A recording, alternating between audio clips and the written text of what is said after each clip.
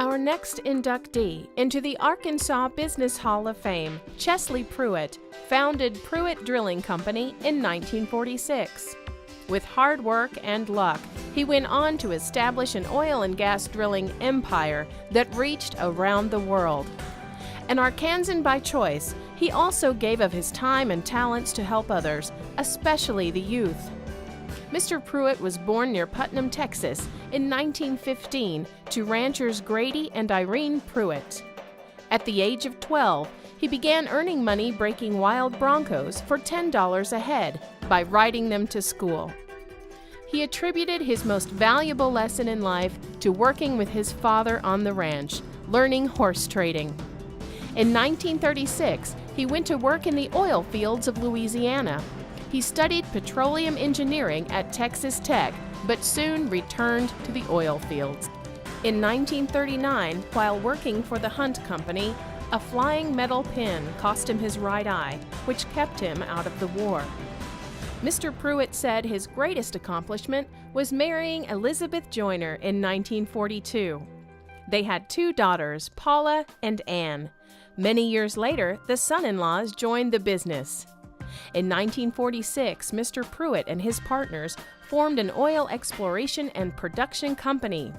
They drilled wells in Montana, North Dakota, South Dakota, Wyoming, Mississippi, Alabama, Louisiana, Arkansas, and Florida, discovering more than 25 oil fields in the southern states.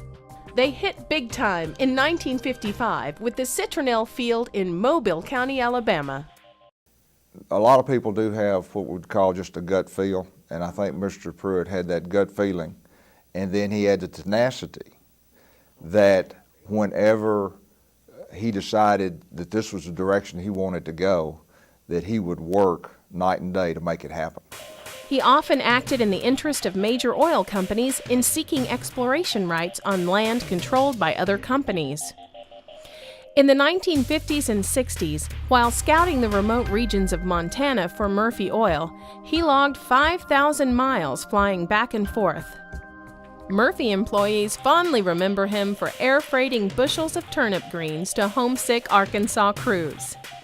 Mr. Pruett's most successful deal was the oil and gas properties he sold to the French-based Aquitaine in 1975. The U.S. Secretary of Energy appointed him to the National Petroleum Council, a position he held from 1983 to 2001. He held industry leadership positions in such organizations as the International Association of Drilling Contractors and the American Petroleum Institute.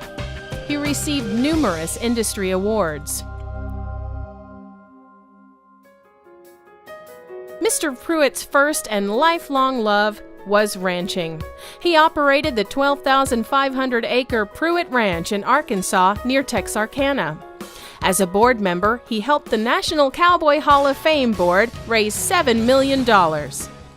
He would be more of a behind-the-scenes type guy.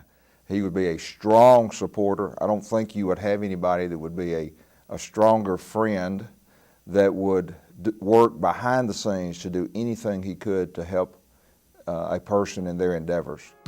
He knew how to motivate people to donate to his close friends, Presidents Reagan and Bush, and the Republican Party.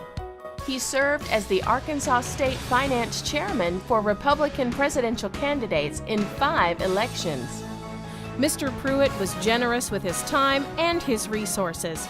He supported UAMS and the University of Arkansas, where he was a director for the Razorback Foundation. Chesley and Elizabeth Pruett pledged funds for the School of Christian Studies at Ouachita Baptist. He chaired the President's Advisory Committee on the Arts at the John F. Kennedy Center for the Performing Arts.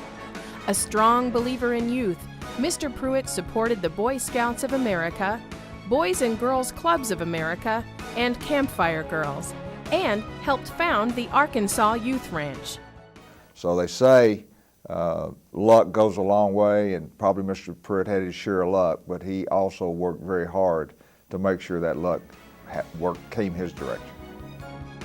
for his amazing business instincts in the oil industry and his commitment to the state and the nation. Mr. Chesley Pruett is deserving of the Arkansas Business Hall of Fame.